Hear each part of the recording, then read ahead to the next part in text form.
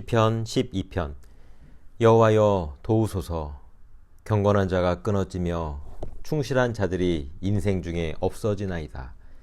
그들이 이웃에게 각기 거짓을 말하며 아첨하는 입술과 두 마음으로 말하는도다. 여호와께서 모든 아첨하는 입술과 자랑하는 혀를 끊으시리니 그들이 말하기를 우리의 혀가 이기리라. 우리 입술은 우리 것이니 우리를 주관할 자 누구리요 함이로다. 여호와의 말씀에 가련한 자들의 눌림과 궁핍한 자들의 탄식으로 말미암아 내가 이제 일어나 그를 그가 원하는 안전한 지대에 두리라 하시도다. 여호와의 말씀은 순결하며 흑도가니에 7번 단련한 은 같도다. 여호와여 그들을 지키사 이 세대로부터 영원까지 보존하시리이다. 비열함이 인생 중에 높임을 받는 때 악인들이 곳곳에서 날뛰는도다. 아멘. 오늘은 인간의 말과 하나님의 말씀이라는 제목으로 말씀을 나누겠습니다. 수년 전에 한국에서 어느 콜센터에서 일하던 직원이 전화를 받는 도중 쓰러져서 병원에 실려갔다는 기사를 본 적이 있습니다. 콜센터에서 전화를 받는 사람들을 감정 노동자라고 하지요. 몸으로 노동을 하는 것이 아니라 사람의 불평, 불만을 들어주고 그것을 해결해주는 역할을 하기 때문에 감정 노동자라고 합니다. 그런데 한국의 콜센터 직원들은 지나친 서비스 정신으로 무장되어 있습니다. 물론 회사에서 직원들이 그렇게 해주기를 원하는 것이겠지요. 한 소비자가 불만 사항이 생겨서 콜센터에 전화해서 그 불만을 해결해 달라고 요청을 했습니다. 그런데 그것은 너무 무리한 요청이어서 콜센터에서 해결해 줄 수 없다고 하니까 그 후로 무려 200여 차례 넘게 지속적으로 끊임없이 전화를 했습니다. 그냥 전화를 한 것이 아니라 온갖 욕설을 퍼부으면서 죽이겠다는 협박까지 했습니다.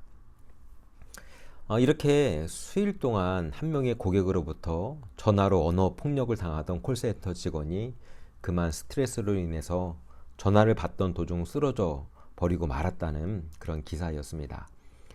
인간의 언어가 폭력적이고 파괴적일 때 그것이 상대방에게 아주 심각한 타격을 줄 수 있음을 보여주는 기사였습니다. 사람과 동물을 구분짓는 중요한 기준 중에 하나는 언어이지요. 인간은 언어를 수단으로 해서 서로 간의 의사소통을 할 수 있습니다. 사실 우리 일상의 삶에서 언어, 말이라고 하는 것은 정말 중요합니다. 특별히 언어는 사람들 사이의 관계를 이어주는 매개체인데 그렇기 때문에 어떤 말을 사용하느냐 그리고 그 말을 어떻게 하느냐에 따라서 사람과의 관계가 달라집니다. 우리말 속담에 말 한마디로 천냥빚 갚는다는 말이 있지요. 그만큼 말이라는 것이 사람들 사이에 끼치는 영향이 매우 크다는 것을 보여주는 속담이라고 할 수 있습니다. 기독교는 언어의 종교, 말의 종교라고 할 수 있습니다. 우선 하나님이 태초에 천지를 창조하실 때 어떻게 창조하셨습니까? 말로 창조하셨지요. 그래서 하나님이 빛이 있으라 말씀으로 선포하시니 빛이 생겼습니다. 땅과 물이 갈라지고 동물과 식물이 생겨나는 모든 과정 역시 하나님께서 언어의 선포를 통해서 나타난 결과라고 할 수 있습니다. 그렇기 때문에 하나님의 언어는 무엇인가를 창조하고 회복하고 새롭게 만드는 생명력 있는 언어라고 할 수 있습니다.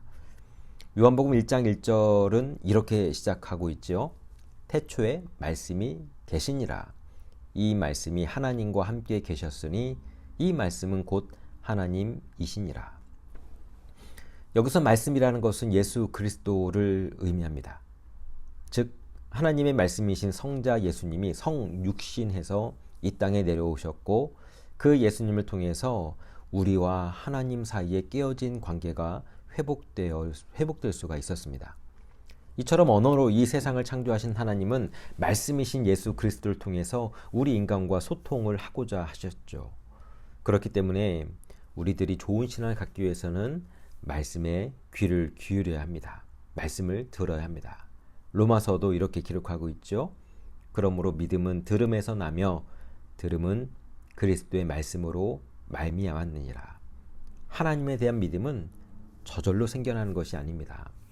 성육신하신 말씀이신 예수 그리스도의 말씀에 귀를 기울이고 기록된 말씀인 성경의 이야기를 듣고 선포된 말씀인 설교 말씀을 주의 깊게 들을 때 믿음이 생겨나게 되는 것이죠.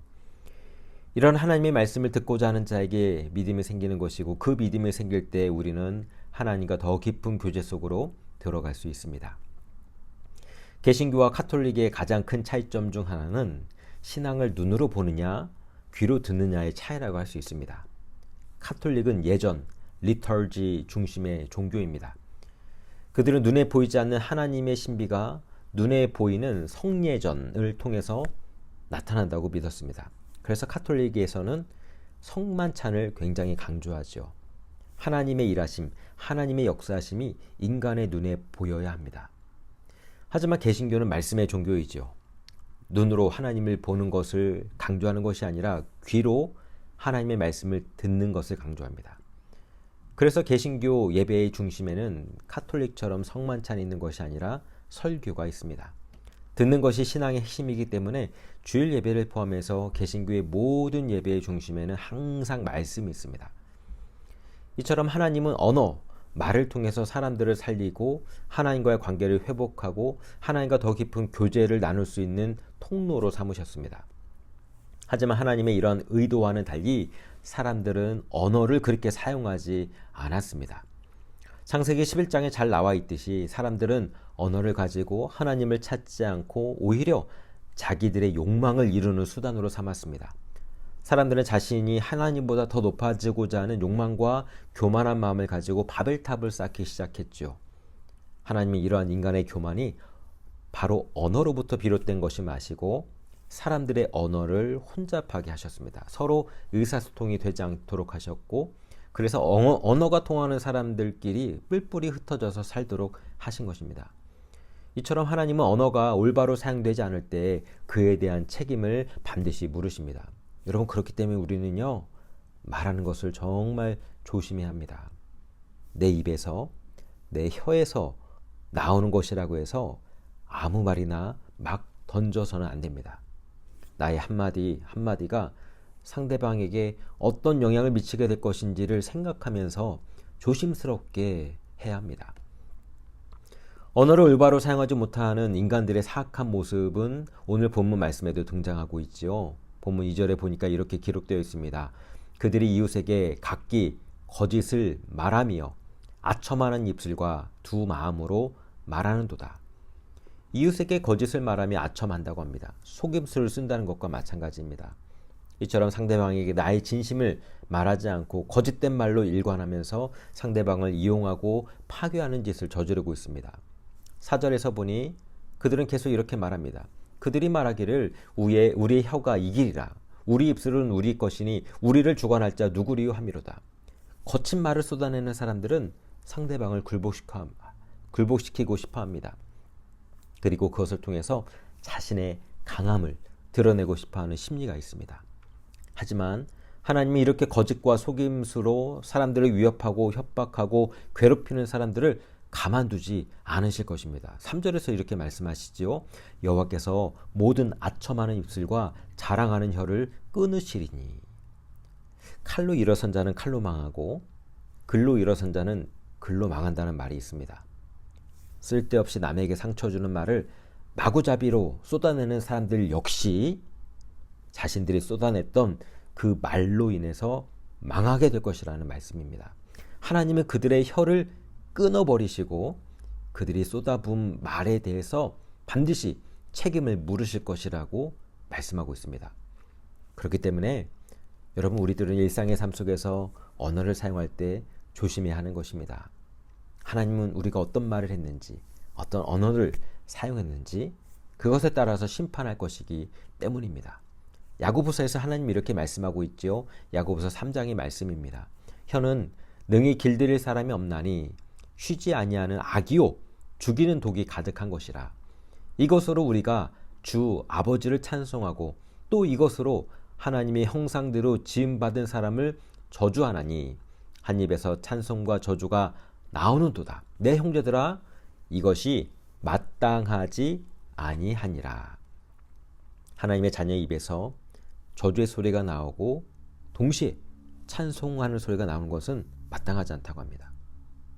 하나님의 자녀는 혀를 잘 제어하고 통제해서 오직 하나님께 영광 올려드리는 아름다운 말이 나올 수 있도록 해야 한다는 것이죠.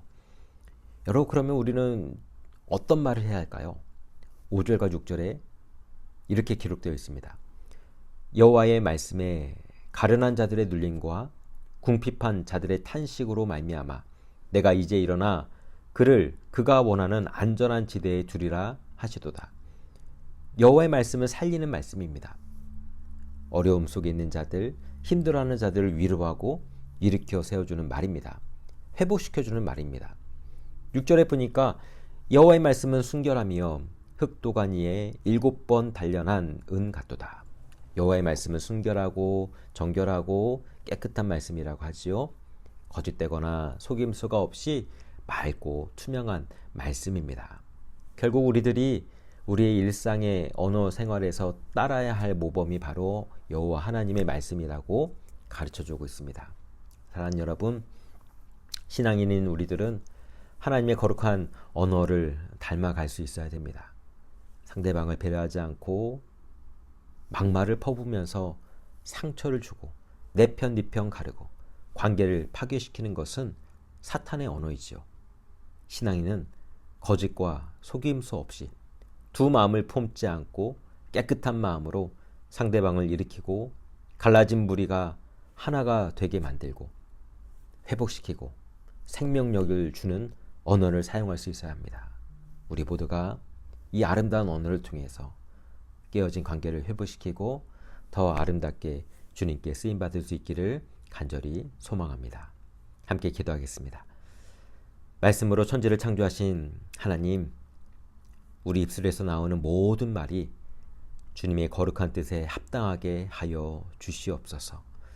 우리의 혀를 제어하셔서 상처와 분열을 일으키는 말을 피하게 하시고 서로를 세워주고 회복과 사랑을 전하는 말을 하게 하여 주옵소서. 주님의 순결한 말씀처럼 우리도 맑고 투명하며 진실하고 선한 말을 사용하는 자들이 되게 하여 주시고 궁핍한 자들과 억눌린 자들에게 위로와 힘이 되는 말로 주님을 증거하게 하옵소서. 오늘 하루도 우리의 말과 행동을 통해 주님의 영광을 나타내며 하나님 나라의 증인으로 살아가게 하여 주시기를 간절히 바라오며 예수 그리스도의 이름으로 기도드립니다. 아멘.